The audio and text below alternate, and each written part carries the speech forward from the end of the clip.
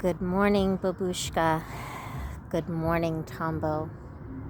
And good morning to all the people out there. Like, share, and subscribe. Thank you to all my subscribers. I'm getting ready to make corned beef cabbage. I'm going to bread it with a little bit of horseradish. It should be yummy. A little bit of comfort food for St. Patrick's Day. I've been thinking about the history of St. Patrick's Day and how it affected me as a child. And Babushka, you well know, it's also your first cousin, my niece's birthday today. She was born on St. Patrick's Day. Her and I hardly ever talk. We're connected on Facebook. I figure she can reach out to me if she wants to. But the very few times we have communicated a very little bit, she's been positive. It's been on friendly terms, and that's okay. Just I haven't seen her in years. And the whole thing with Jack's divorce and everything, it's just very sad. Doesn't mean I don't care about her, but she's an adult. And if she wants to know about me or my side of the family, my opinions on things, she can reach out to me. I hope you're doing all right. Thank you for letting me know your opinion on my decision about my health and the vaccination. And then, in less than a month,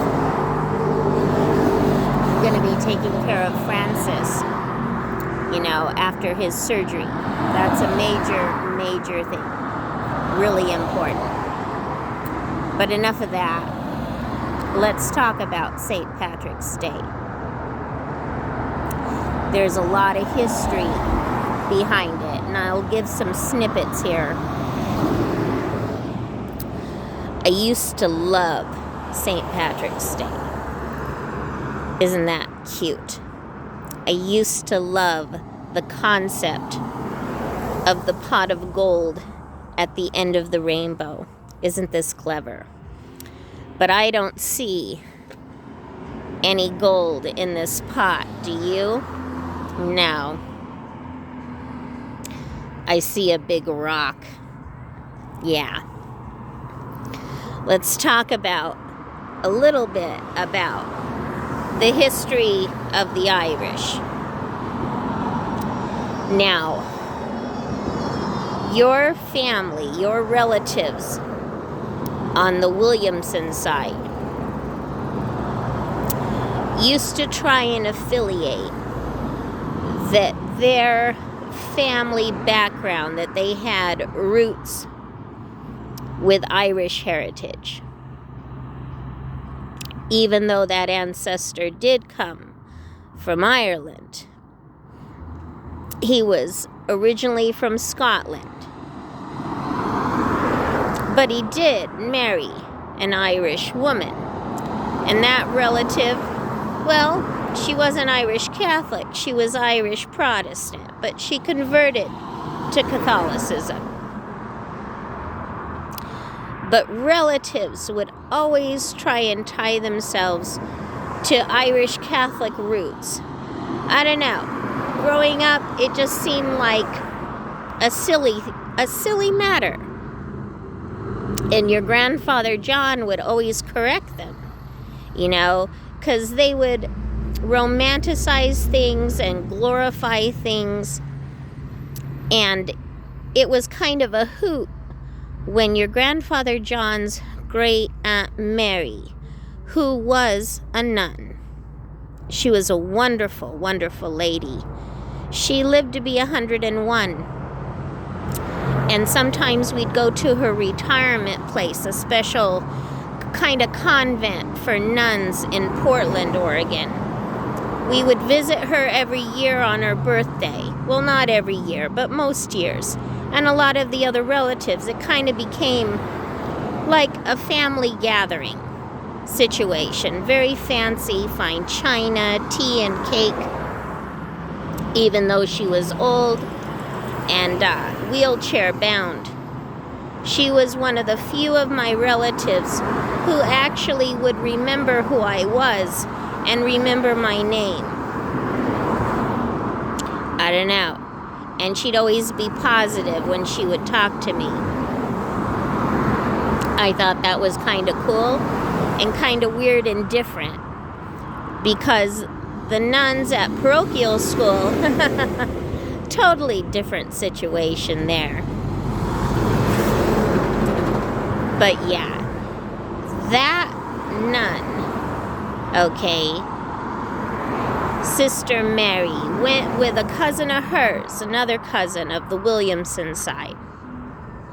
They took a trip, I believe in the 70s, to Ireland. I'm trying to remember. To try and connect with those relatives and to kind of put, I don't know, a little something something into their connections with Irish culture.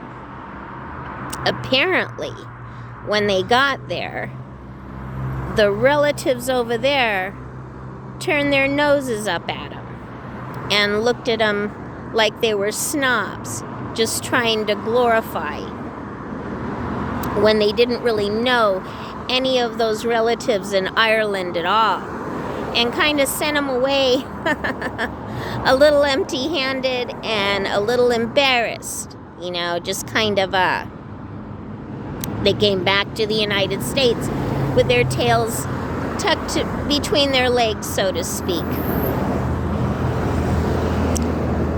Ireland has an interesting history, and it has to do with the Celts, and it has to do with a power struggle.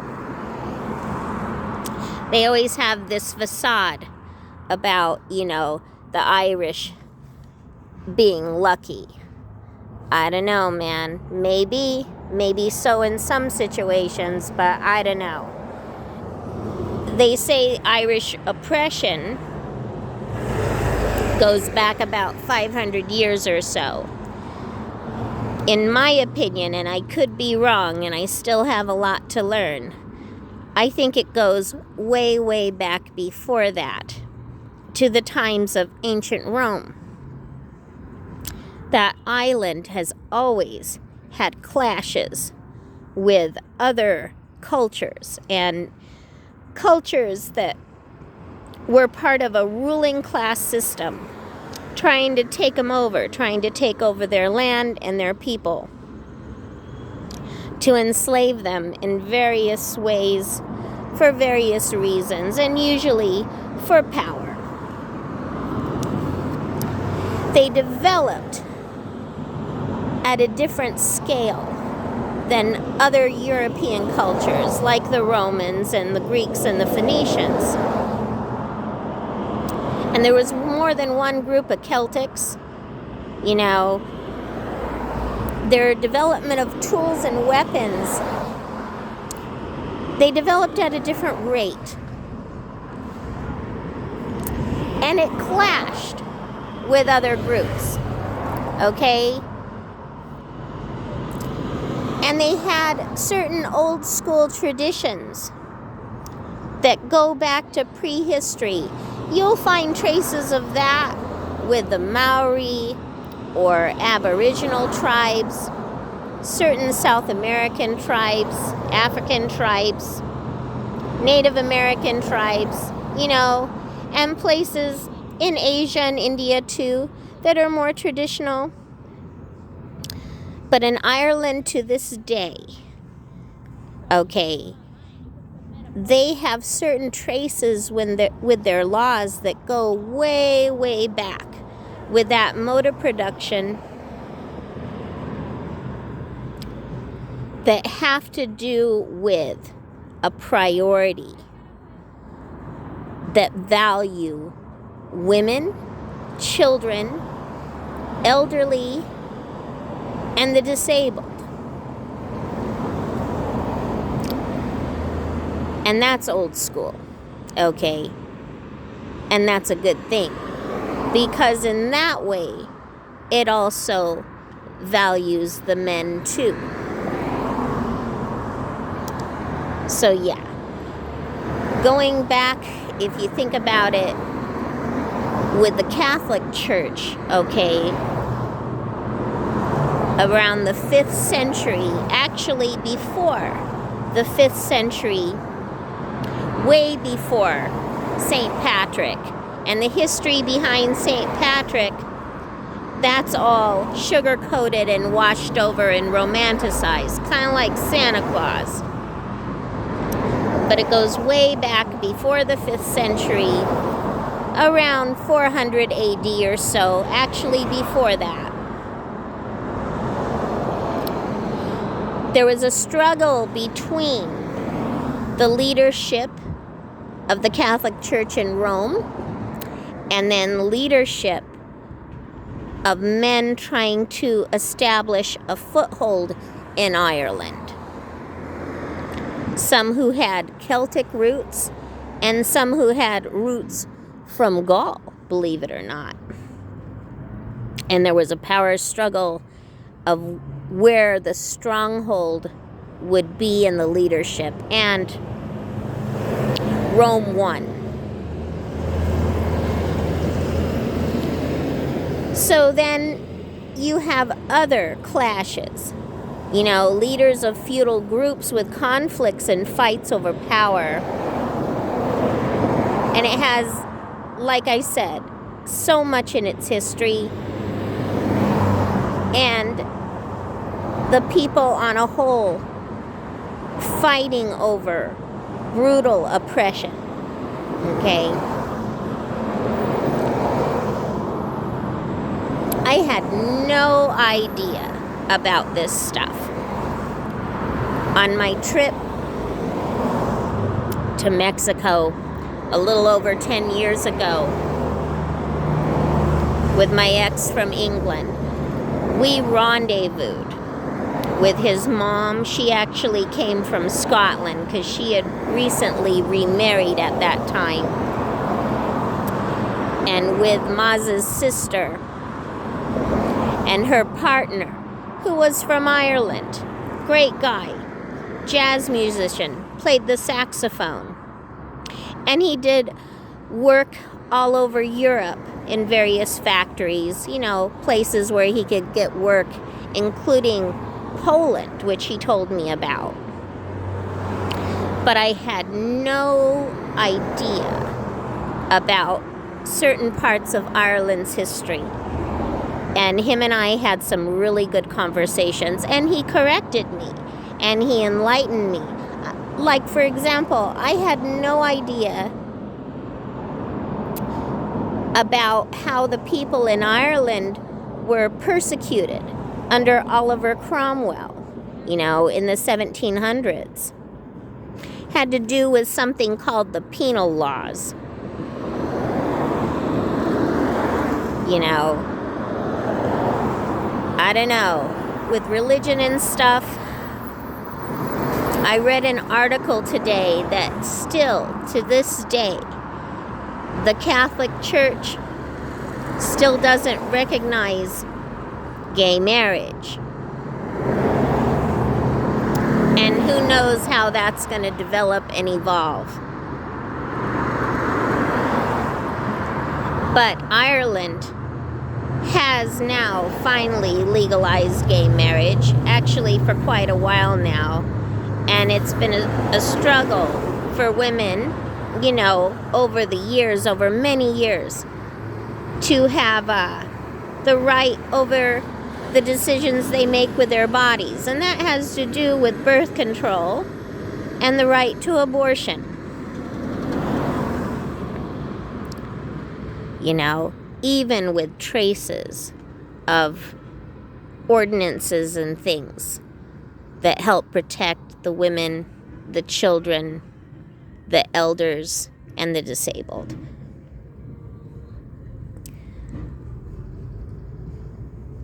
Look at this book here. There's a lot of history. A lot of history. And I think one thing that clashed, if we want to go back here again, we'll talk about Rome. The leaders of Rome had a hard time with the Celts. They've discovered recently in an archaeological dig, they found a queen in Ireland buried. Or just a woman of a high level of leadership.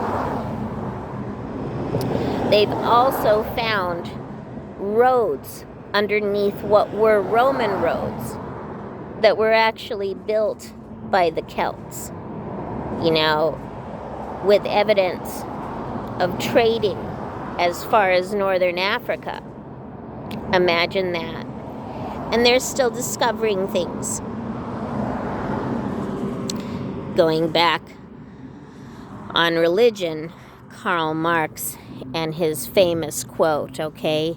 I have it written down here.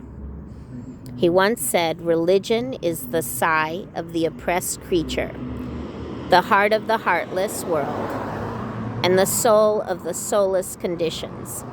It is the opium of the people." Oh yeah, it's known. I'm going to have to look this up again. But somebody told me, and they showed me the proof of it in a book. I'm going to have to look it up, though, just to be sure. That Che Guevara is said to have a little bit of Irish heritage in him. Pretty interesting, huh? Anyways, I got to get ready for bed. Have a beautiful day. And I'll talk to you later. We'll see how much luck I might have today. I don't know. I'll be lucky enough to get a full day's sleep. Love you. Take care.